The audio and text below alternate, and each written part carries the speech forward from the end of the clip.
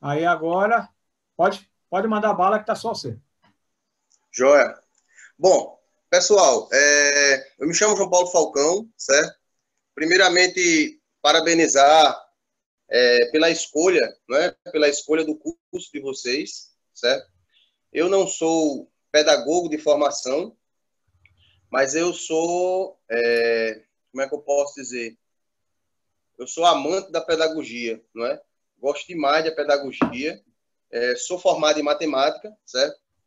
Passei, acho que uns 3 anos fazendo química, licenciatura, mas não era a minha praia.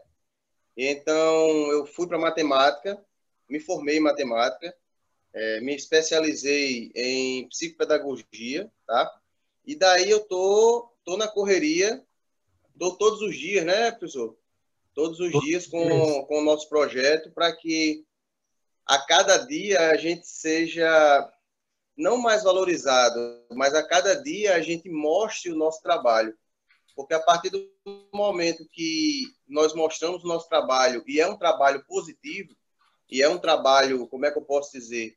E é um trabalho que tem um resultado, né, palpável, automaticamente você já se torna um ser valorizado, um ser iluminado, né? Então, assim, em 2017, eu dando as minhas aulas de matemática, em uma turma de 9º ano, né? Então, o que acontece? Quando eu cheguei em uma determinada sala, se eu não me engano, foi no 9º ano A. Quando eu cheguei no 9º ano A, eu vi uma cena que, graças a Deus, eu não vi mais em sala de aula nenhuma, que foi justamente, eram em torno de 30, 40 alunos, e a maioria estava de costas para o quadro, de costas para mim, com o celular na mão, pintando, bordando, mas não prestava atenção na aula. E daí eu tive uma pequena... Eu parei um pouco, né? Eu disse, meu Deus, o que é que eu estou fazendo com esses meninos aqui? Então, foi daí que surgiu o projeto Robótica Sucacional, que o projeto, ele iniciou em uma sala de aula, mas que hoje ele já está ganhando alguns estados com alguns parceiros, não é? Alguns parceiros, e assim, aqui na minha cidade nós temos já alguns frutos, não é? Como, por exemplo, eu tenho 2 alunos que ingressaram agora no IFAL, e eles estão, um em um curso de tecnologias, o outro já iniciando mecatrônica, já com visão para mecatrônica. Então, assim, a gente planta algumas sementes lá no ensino fundamental, e daí nós vamos germinando, nós vamos regando, para chegar justamente lá na frente, que é o bem para o aluno, certo? Então, nessa jornada, eu sou de escola pública, né? Eu estou agora em algumas escolas particulares, recebi alguns convites, que bom, né? Que a gente tem que comprar o nosso pão, né, professor? Tem Nossa, que muito comprar, bom. né? O pão de Então, cada assim, dia. justamente. Aí, o que é que ocorre? Mas eu sou de origem de escola pública. E na escola pública, a gente não tem material, certo? Mas como trabalhar matemática agregada à robótica em uma sala de aula sem material, não é? E é daí justamente que surge o princípio maker, não é? O princípio maker. Você não vai comprar jogos, você vai produzir os seus jogos. Você não vai comprar uma dama, você vai produzir uma dama. Você quer ensinar os meninos, por exemplo, eu vou passar para vocês dois protótipos rápidos aqui. Eu vou ensinar os meninos, por exemplo, lá no 9º ano, circunferência.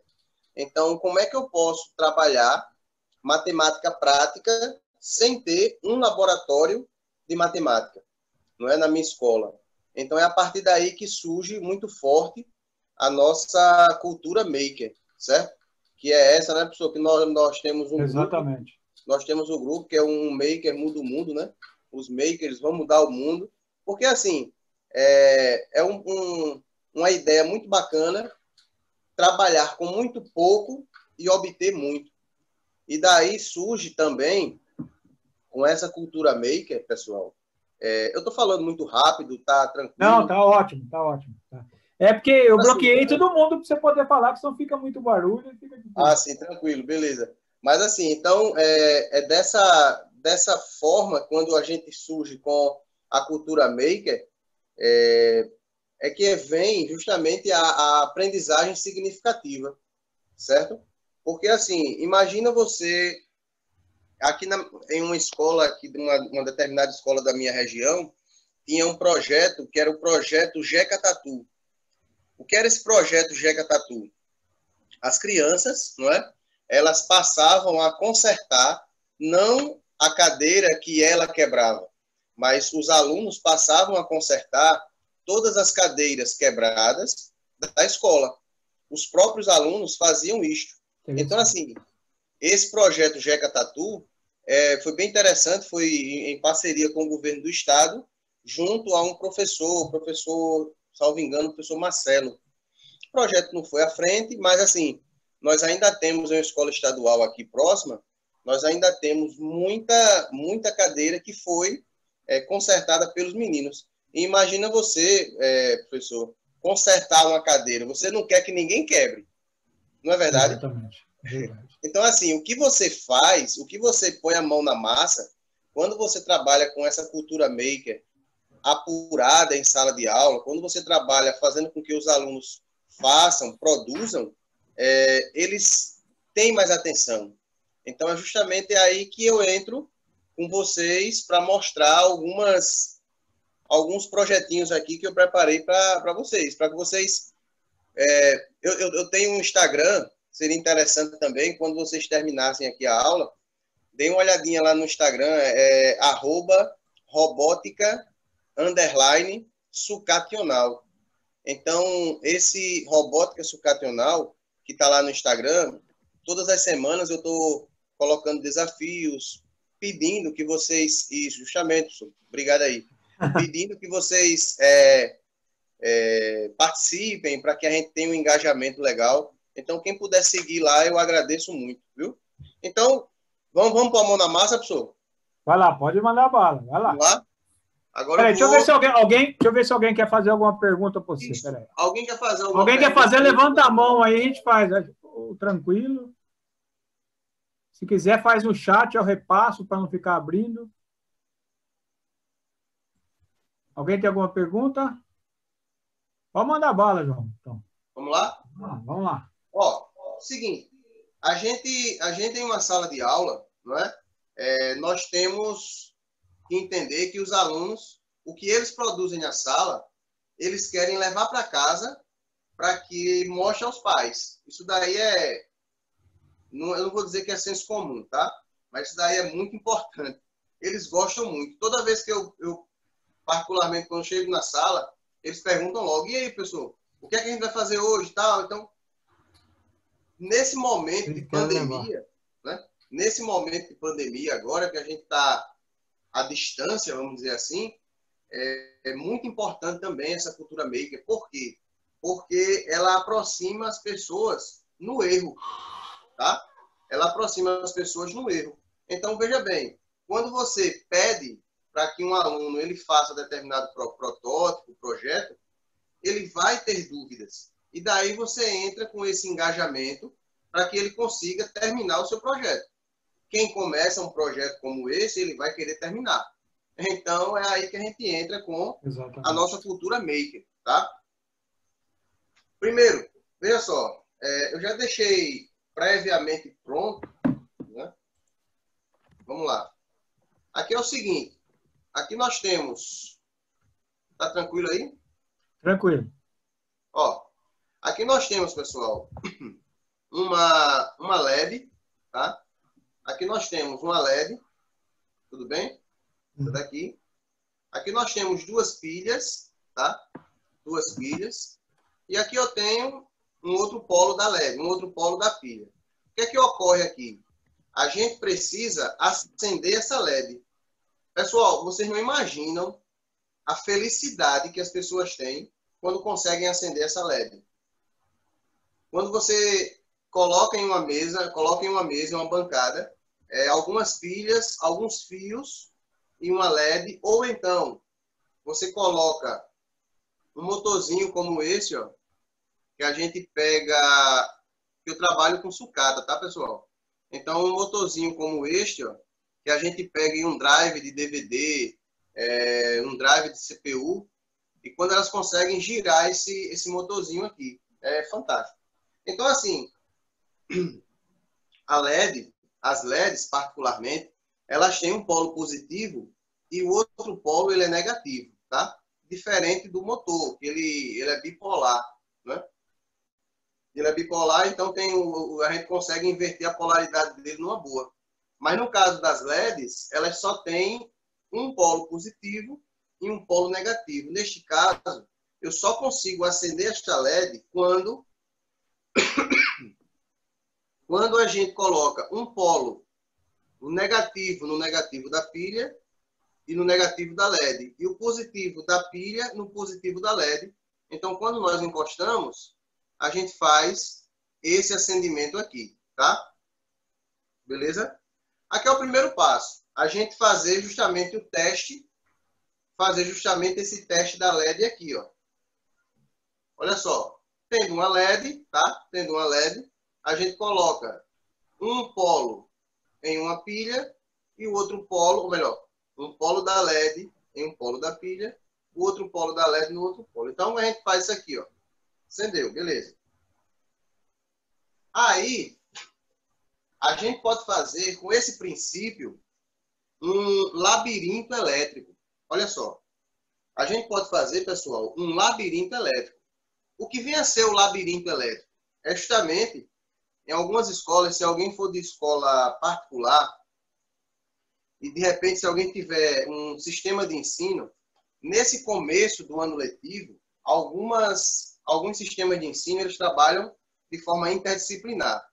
E daí eles trabalham agora no início sustentabilidade, eles trabalham agora no início também uma parte de eletrônica em ciências, melhor dizendo. E daí, pessoal, esse protótipo daqui foi feito para uma escola que eu trabalho. Eu trabalho lá, eu sou professor de robótica, então eu fiz o labirinto elétrico lá. Note que isso daqui é o sistema solar, né?